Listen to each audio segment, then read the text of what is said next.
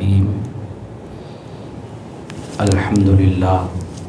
الحمدللہ رب العالمین الصلاۃ والسلام علی رسولہ الکریم الامین اما بعد فاعوذ باللہ من الشیطان الرجیم بسم اللہ الرحمن الرحیم الا ان اولیاء اللہ لا خوف علیہم ولا هم یحزنون صدق اللہ مولانا العظیم ان اللہ وملائکتہ یصلون علی النبی یا ایھا الذین آمنوا صلوا علیہ وسلموا تسلیما۔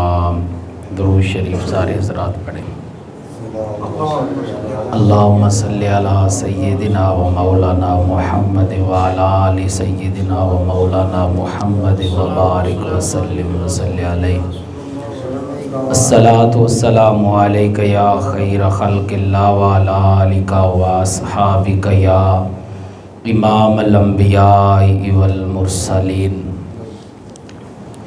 بعد از حمد و صلوات ہم نماز جمعہ کے لیے اللہ کے گھر میں حاضر ہیں۔ مالک کائنات ہماری حاضری قبول فرمائے، ہمیں دونوں جہانوں کی عزتیں، سعادتیں، کامیابیاں عطا فرمائے۔ حضرات گرامی، سفر شریف کا ماہ مقدس ہے۔ اس مہینے کے اندر اولیاء اللہ کے کافی اولیاء کرام کے عرس مبارک ہے۔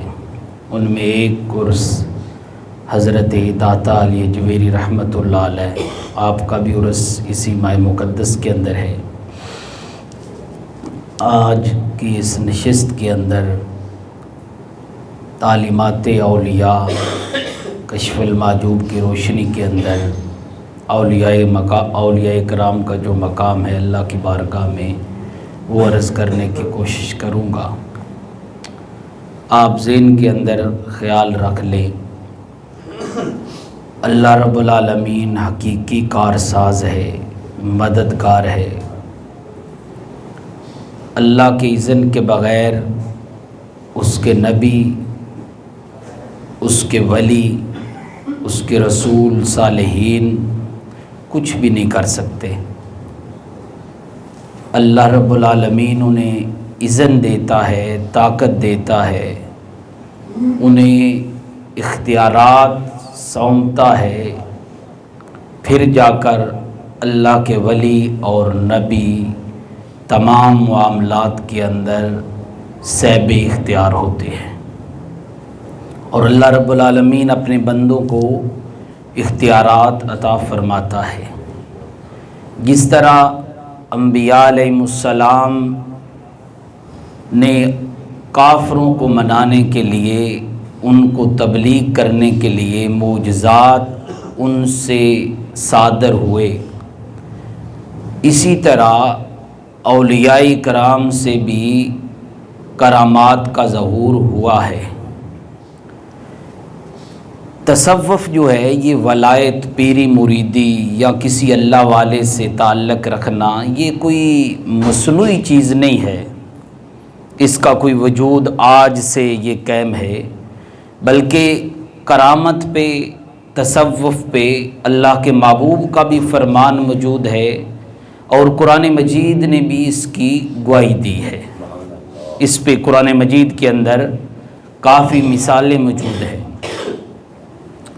حدیث پاک اگر عرض کروں تو اللہ کے محبوب نے فرمایا اتقوا فراست المومن انہ ینظر بنور اللہ۔ فرمایا جو مومن ہوتا ہے، اللہ کا ولی جو ہوتا ہے، اس کی فراست سے بچا کرو۔ کیوں؟ وہ اللہ کے نور سے دیکھتا ہے۔ اس جو فراست سے بچنے کا حکم دیا گیا ہے، اس کا نام تصوف ہے، اس کا نام ولایت ہے، اس کا نام اللہ کی بارگاہ کے اندر قرب ہے۔ پھر حضرت سلیمان علیہ السلام کا وہ واقعہ بڑا مشہور ہے، ملکہ بلقیس کا تخت لایا گیا۔ یہ کرامت ہے۔ اللہ کے نبی سے کوئی واقعہ ایسا پیش آتا ہے جو خلاف عقل ہو، جس طرح حضرت موسیٰ علیہ السلام اپنے ہاتھ اپنی بغل میں ڈالتے، بحر نکالتے، سورج کی طرح چمکتا۔ یہ معجزہ ہے اللہ کے نبی کا۔ حضرت عیسیٰ کے پاس کوئی نبینہ تشریف لاتا، آپ ہاتھ رکھتے وہ بنا ہو جاتا، یہ معجزہ ہے۔ اسی طرح اگر کسی اللہ کے ولی سے کسی کرامت کا ظہور ہوتا ہے، ایسا واقعہ پیش آ جاتا ہے جس کو عقل نہیں تسلیم کرتی، اس کو کرامت کہتے ہیں، اور کرامت کا انکار کسی نے بھی نہیں کیا۔ آئیے اس کرامت کے حوالے سے قرآن مجید کی طرف آتے ہیں۔ حضرت سلیمان علیہ السلام اللہ کے نبی ہیں، تمام مخلوقات پہ آپ نے سرداری کی، بادشاہت کی، بڑے اول العزم پیغمبر ہیں اللہ کے۔ ہواؤں پہ، پانیوں پہ، جنات، حیوانات، ہواؤں، سب مخلوقات پہ آپ نے حکومت کی۔ ملکہ بلقیس کو دعوت دی گئی، تبلیغ کے لیے بلایا گیا۔ اب آپ نے نا فرمایا کہ میں اسے پہلے کوئی ڈیل کروں، اسلام کی بات بتاؤں، توحید کی، اللہ کا حکم سناؤں، اس سے پہلے کوئی ایسی بات کروں، ایسا اس کو واقعہ دکھاؤں وہ دیکھ کر مجبور ہو جائے اور میرے اسلام کے اندر داخل ہو جائے۔ اب وہ کیا چیز تھی؟ وہ تخت تھا بلقیس کا۔ کتنا بڑا تھا؟ سیرت کی کتابوں میں، تفاسیر میں آتا ہے 80 گز چوڑا ہے، 80 گز لمبا، 80 گز اونچا ہے۔ اتنا بڑا، ہیرے جواہرات اس پہ لگے ہوئے ہیں، بڑا قیمتی پہرے کے اندر وہ پڑا ہے۔ کہا کہ اگر یہ تخت اس کے آنے سے پہلے سامنے جب وہ پائے گی نا، دیکھے گی کہ میں اتنا دور تھی، اتنا سفر تھا، میرے آنے سے پہلے اتنے پہروں میں محفوظ یہ تخت پہلے کیسے آ گیا؟ حضرات گرامی، جب یہ وہ دیکھے گی تو وہ مجھ پہ ایمان لے آئے گی، کوئی بحث نہیں کرنی پڑے گی، کوئی تشریحات اس کے سامنے نہیں رکھنا پڑیں گی۔ آپ نے ساری مخلوقات کو بلایا، سامنے بلا کر کہا ملکہ بلقیس میرے دربار میں پہنچنے والی ہے۔ یہ کون خطاب کر رہا ہے؟ اللہ کا نبی حضرت سلیمان علیہ السلام کہہ رہے ہیں وہ میرے دربار میں پہنچنے والی ہے، اور میری یہ خواہش ہے کہ وہ جو تخت ہے نا اس کا، اتنا بڑا، لمبا چوڑا اور وزنی، وہ اس کے آنے سے پہلے پہلے میرے دربار میں آ جائے۔ اب جن بھی ہیں، ساری مخلوقات ہیں، اللہ کے نبی خود اگر اللہ کی بارگاہ میں عرض کرتے، نبی تھے، آ سکتا تھا، لیکن اپنی امت کے ولی کی طاقت دکھانا مقصود تھی کہ اللہ نے میری امت کے ولی کو کتنی طاقت عطا کر رکھی ہے۔ سب سے کہا، جو سب سے بڑا جن تھا نا، عفریت، ان کا سردار تھا، اس نے کہا یا حضرت میں لے آتا ہوں۔ فرمایا کتنی دیر لگے گی؟ فرمایا دیر لگے گی آپ کی مجلس برخاست ہونے تک، میں وہ لے آتا ہوں۔ آپ نے فرمایا یہ تو لیٹ ہے، وہ تو بالکل پہنچنے والی ہے، مجھے اس سے پہلے چاہیے۔ اب ساری مخلوقات خاموش ہیں، ایک آپ کا امتی اٹھا، نام کیا ہے اس کا؟ آصف بن برقیہ۔ یہ قرآن کا واقعہ ہے، کوئی سٹوری نہیں عرض کر رہا۔ وہ اٹھا، اب اس کے پاس کیا تھا؟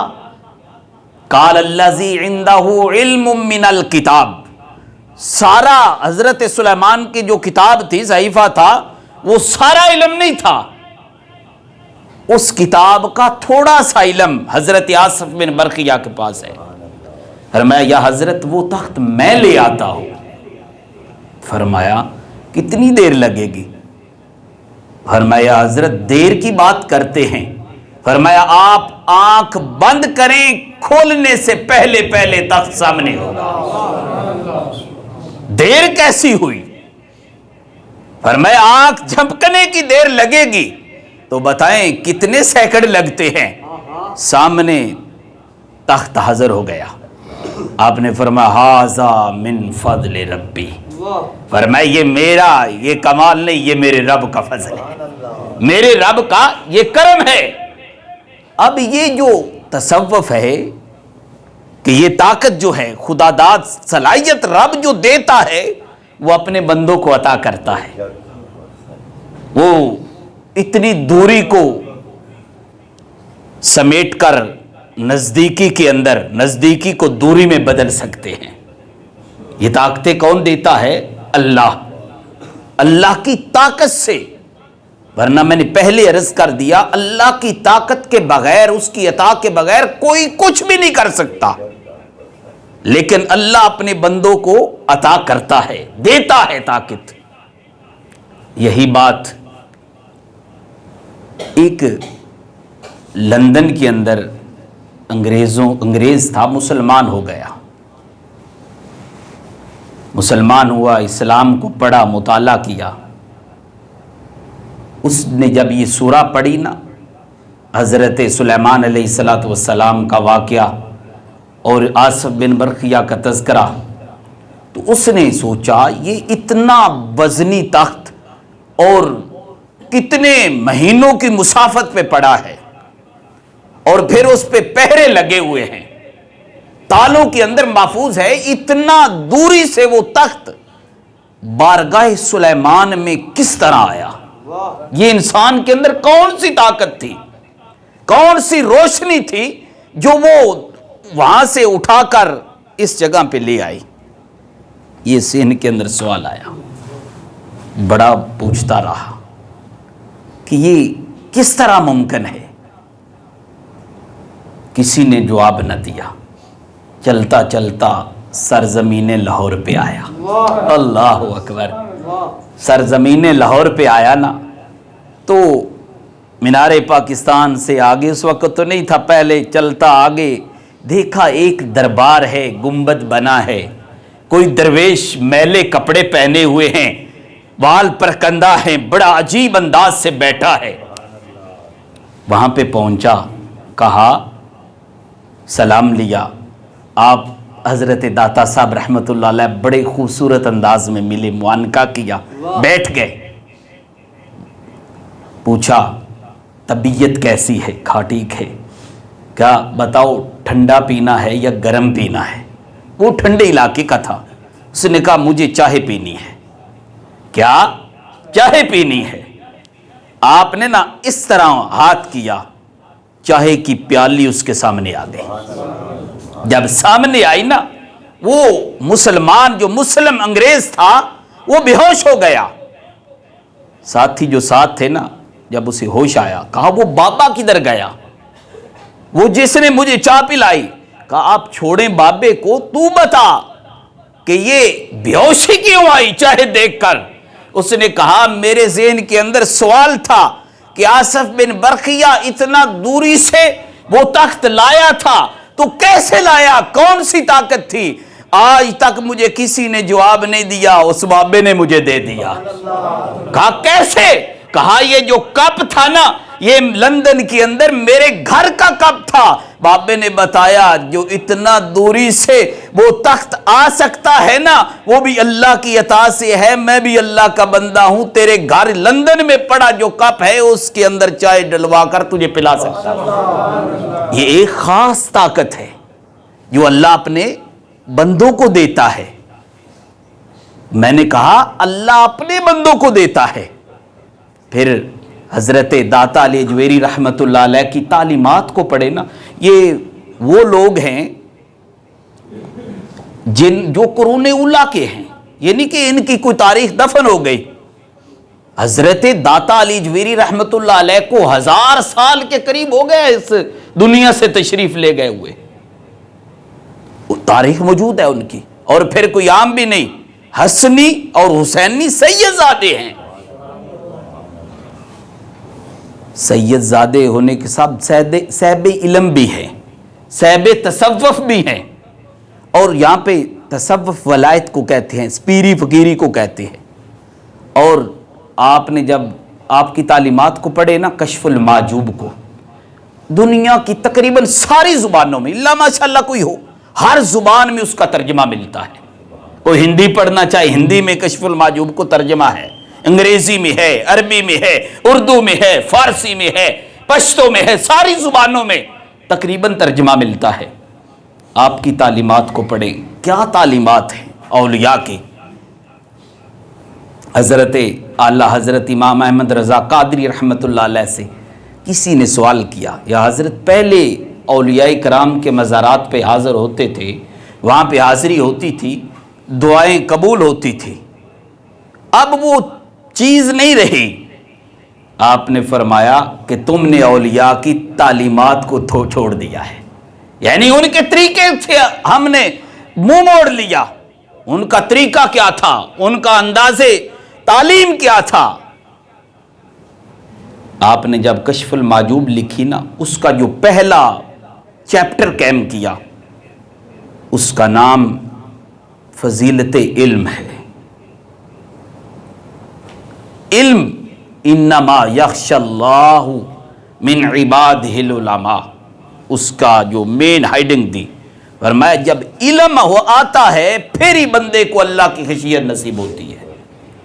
علم کے بغیر خشیت نہیں آتی، رب کا قرب نہیں ملتا، رب کی بارگاہ میں رب کی معرفت نصیب نہیں ہوتی۔ جب رب کی معرفت نہیں ملتی علم کے بغیر، تو علم کے بغیر کوئی کہے میں ولی بن جاؤں۔ آپ نے کشف المحجوب کے اندر اس بات کو لکھا، فرماتے ہیں کہ ایسے ہی ہے جو بغیر علم کے دعویٰ کرے، جس طرح ایک جانور ہے، اس کو آپ نے وہ کنویں پہ لگایا، وہ چکر لگاتا رہتا ہے، اس کی کوئی منزل نہیں ہے، اس کی کوئی منزل نہیں ہے۔ فرمایا جس نے بغیر علم کے تصوف کا دعویٰ کیا، ولی ہونے کا دعویٰ کیا، فرمایا وہ بے منزلہ ہے، اس کی کوئی منزل نہیں ہے، نہ رب ہے نہ رب کا رسول اس کی منزل ہے۔ فرمایا پہلے کیوں؟ آپ پہلے پڑھتے رہے، ایک پیر کے پاس پہلے پڑھا، پھر اس پڑھے ہوئے کو سنوارنے کے لیے حضرت عثمان ہرونی رحمت اللہ علیہ کی بارگاہ میں رہے، پھر 40 سال اللہ کی زمین پہ سیر کرتے رہے۔ قل سیروا فی الارض فانظروا کیف کان عاقبۃ المکذبین، اس کے تحت اللہ کی زمین کا مشاہدہ کرتے رہے، رب کی نشانیوں کو تلاش کرتے رہے۔ لاہور کے اندر ڈیرا لگایا، پھر مقام کیا تھا، علم کے اندر بھی، تصوف کے اندر بھی، روحانیت کے اندر بھی کمال درجہ آپ کو حاصل تھا۔ حضرت غوث پاک کا زمانہ اور آپ کا زمانہ تقریباً ملتا ہے۔ حضرت عبد القادر جیلانی رحمت اللہ علیہ، کچھ نے کہا کہ پہلے تھا آپ کا زمانہ، آپ پہلے پیدا ہوئے، حضرت غوث اعظم بعد کے اندر حضرت داتا علی اجویری تشریف لائے، کچھ نے کہا کہ تقریباً برابر بنتا ہے۔ اللہ اکبر۔ آپ نے اگر آپ کی تعلیمات کو پڑھے نا، آپ نے اللہ کی بارگاہ میں لوگوں کو لے جانے کی تلقین فرماتے، کوشش کرتے۔ آپ کی جو کوشش ہے نا، کشف المحجوب کو پڑھیں، اپنے بچوں کو پڑھوائیں، بڑے بڑے آپ جو روحانی معاملات ہیں نا وہ حل ہو جائیں اگر آپ اس کتاب کو مطالعہ کریں، اس کو بار بار پڑھیں۔ اردو میں ملتی ہے، پیر محمد کرم شاہ الازہری رحمۃ اللہ علیہ، آپ نے اس کی سلیس کی ہے، کتاب عام مل جاتی ہے اور آسان ہے، پڑھے۔ آپ نے لوگوں کو کس طرف لائے؟ آج ہمارا جو درگاہوں پہ جانے کا مقصد ہوتا ہے، ہمارے بچے کی شادی نہیں ہو رہی، کاغذ مل جائیں لندن کے، یورپ کے، فلاں پنجابی چگر آکیے تیسی تے اتھو تک گر گئے ہیں، یعنی ماج بندی نہیں پہ۔ یہ درس تصوف کے اندر یہ چیزیں تھی نہیں۔ تصوف کا جو اصل مقصد تھا تعلیمات اولیاء کے اندر، وہ اللہ کی بارگاہ میں لوگوں کو پہنچانا تھا، اللہ کا قرب انہیں مل جائے، رسول اللہ کی معرفت نصیب ہو جائے، یہ تھا۔ آپ نے اس پہ کتنی محنت کی. آپ کشف المحجوب کو اٹھا لیں, آپ نے کھانے کے آداب بھی بیان کیے, آپ نے چلنے کے آداب بھی بیان کیے, آپ نے بولنے کا انداز جو رسول اللہ سے ملا تھا, جو اہل اللہ کا انداز ہونا چاہیے وہ بھی بیان کیا, آپ نے سونے کا انداز بیان کیا, آپ نے مہمان نوازی کے تمام جو آداب ہیں وہ بیان کیے.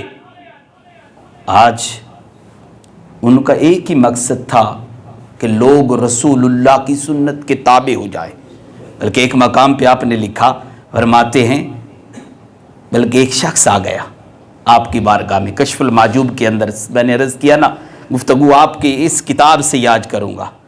آپ کی بارگاہ میں آ گیا, آ کر کہنے لگا کہ حضرت میرے لیے دعا کریں, میں صاحب کرامت ہو جاؤں, دعائیں میری قبول ہونا شروع ہو جائیں, لوگ میرے ہاتھ چومنا. یعنی مجھے وہ دیکھتا تھا نا اہل اللہ کو, ان کا بڑا مقام ہے, جس طرف جاتے ہیں کوئی رشتہ داری بھی نہیں, کوئی کسی سے خونی رشتہ نہیں ہے, کوئی دوستانہ نہیں, جو بھی دیکھتا ہے ان کے قدموں پہ جھک جاتا ہے, ان کا احترام بجا لاتا ہے, عزت کرتا ہے. آخر ان کے اندر کوئی چیز ہے تو نا. شوق پیدا ہوا. آپ نے کوئی لمبا چوڑا نہیں اسے وظیفہ بتایا, جاؤ جا کر تہجد پڑھو, یہ کرو وہ کرو, نہ. آپ نے فرمایا تو رسول اللہ کی سنت کے جامے میں ڈھل جا, پھر دیکھنا دنیا تیری غلام بن جائے گی. یہ ایک ہی سانچہ ایسا ہے جس میں بندہ ڈھل جائے, اللہ کی عزت کی قسم, پھر دنیا جہان کی ہر چیز اس کے تابع ہو جاتی ہے. آپ کو پھر اگر آپ دوسری طرف آئیں, یہ جو معاملات ہو رہے ہیں درباروں پہ کر رہے ہیں لوگ, اگر پڑھیں نا کشف المحجوب کو, سب سے پہلے ملنگوں کا داخلہ بند ہو جائے. آپ نے بری طرح ان کا رد کیا. عورتوں کے داخلے پہ پابندی ہے کشف المحجوب کے اندر. ہم کیا کر رہے ہیں؟ میں نے کہا فیض وہاں سے ختم نہیں ہوا کہ وہ جو گنجین ہیں, گنج ہیں, رحمت کے خزینے ہیں, وہاں سے فیض نہیں ختم ہوا. جب سے ہم نے وہ طریقہ غلط اختیار کر لیا, اس وقت سے ہم اس فیض سے دور ہو گئے. آج بھی فیض ہے وہاں پہ. حضرت داتا علی اجویری رحمۃ اللہ علیہ اقبال اکثر حاضری دیا کرتا. علامہ اقبال رحمۃ اللہ علیہ, ان لوگوں کا تو انداز ہی اور ہوا کرتا تھا نا, جو اہل اللہ ہیں, جو ادب والے ہیں, علم والے ہیں, ان کا انداز جداگانہ ہوتا ہے لوگوں سے. کس انداز میں اس بارگاہ میں جانا ہے, کیا وہاں سے لینا ہے, کیا عرض کرنی ہے. اللہ اکبر.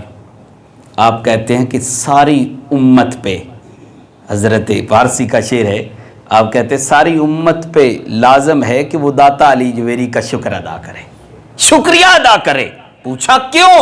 فرمایا آپ کے برکت سے اس علاقے کے اندر دین آیا. آپ کی بڑی بڑی کرامات ہیں,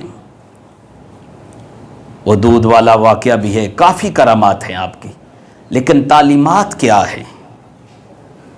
کرامات تو سنتے ہیں, بیان کرتے ہیں, سب کچھ ہے, لیکن کرامات سے بڑھ کر ضرورت ہے ان کی تعلیمات پہ عمل کیا جائے.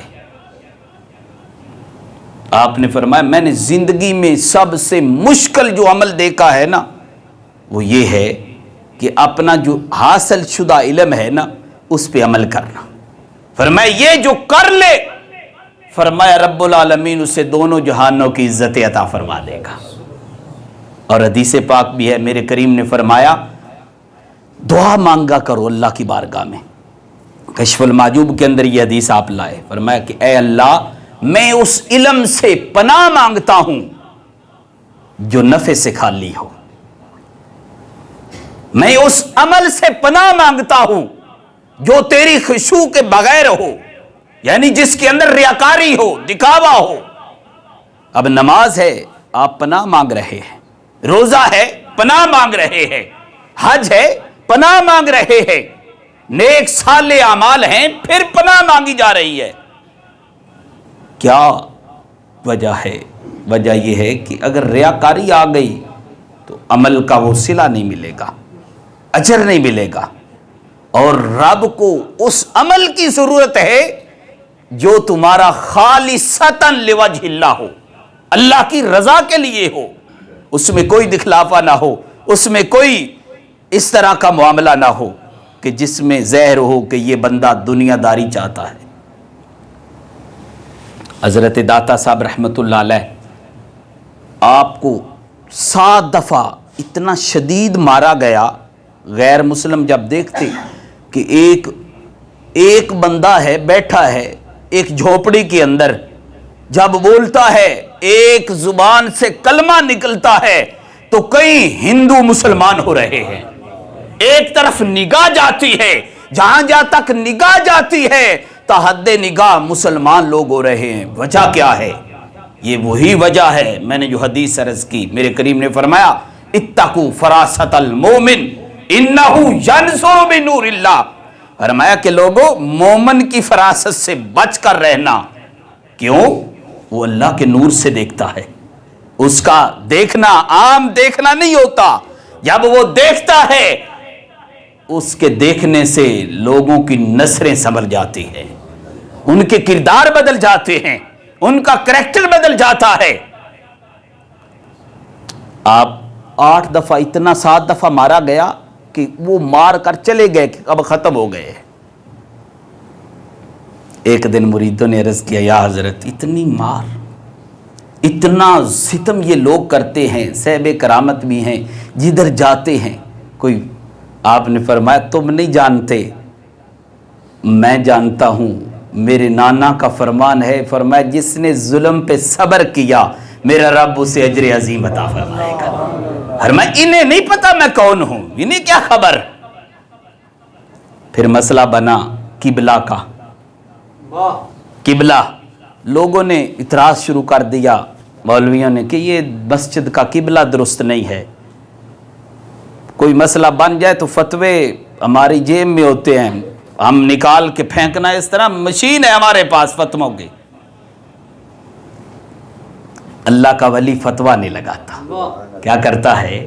جو ولی ہوتا ہے وہ دور نہیں کرتا، وہ قریب کرتا ہے، وہ لوگوں کے دلوں کے اندر محبت کا بیج بوجھتا ہے، نفرت نہیں، محبت دیتا ہے۔ اسی لیے کتنے غیر مسلم آئے، صرف چہرے کو دیکھا اور کلمہ پڑھ کے مسلمان ہو گئے۔ میرے کریم نے فرمایا جسے اگر ولی کی پہچان دیکھنا چاہتے ہو نا، جسے دیکھنے سے تمہیں اللہ یاد آ جائے نا، وہ اللہ کا ولی ہوتا ہے۔ آپ قبلہ کا مسئلہ بنا تو آپ نے فرمایا جو کہتے ہیں نا قبلہ کی سمت درست نہیں ہے، وہ مغرب کی نماز ٹائم میرے پاس آ جائیں۔ لوگ آ گئے، مغرب کی نماز کھڑی ہوئی، آپ مصلی پہ تشریف لے گئے، جب مصلی پہ تشریف لے گئے نا، ادھر اللہ اکبر کیا تو پیچھے جو لوگ تھے نا ساروں کے سامنے اللہ کا گھر ہے، دیکھ رہے ہیں کہ بالکل سمت جو ہے وہ کعبے کے طرف ہے۔ فوراً جو لوگ تھے انہوں نے معافی مانگی، کہا اے علی حجویری تم سچی ہو، تمہارے مسجد کے قبلے کی سمت درست ہے۔ یہ کمال تھا آپ کے اندر، یہ عظمت تھی آپ کی، اور کوشش کریں ان کی تعلیمات پہ عمل کریں۔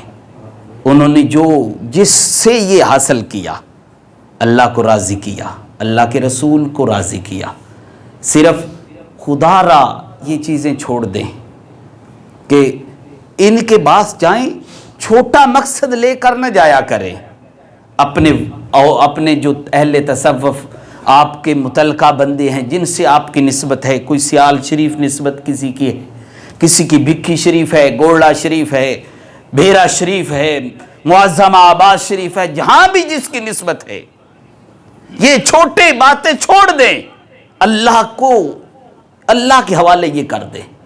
ان کے پاس جائیں دل کی مرض لے کر، جو سب سے زیادہ ہمارے اندر ہے، یہ دل اجلا ہو جائے، یہ جو دل اللہ کی یاد سے غافل ہو چکا ہے، یہ رسول اللہ کے عشق سے جو خالی ہو چکا ہے، جو اتباع رسول سے خالی ہو چکا ہے، یہ عشق ہمیں نصیب ہو جائے۔ اور یہی کام رہا ہے اہل اللہ کا، یہی کام تھا داتا علی حجویری کا کہ لوگوں کے دلوں کے اندر عشق رسول اور معرفت الہیہ کا سمندر اس کو معجزن کرتے رہے، انہیں عطا کرتے رہے، اور پھر کیسے کیسے ہیرے بنے، کیسے کیسے لوگ آئے آپ کی بارگاہ میں جنہوں نے فیض نہیں پایا۔ اجمیر سے معین الدین چشتی اجمیری بھی آ گئے، آئے نا، بیٹھے قدموں پہ چند دن چلا کاٹا، وہ امانت ملی، بلکہ ایک روایت میں ہے کہ آپ جانے لگے کچھ بھی نہیں ملا، کچھ بھی نہیں ملا۔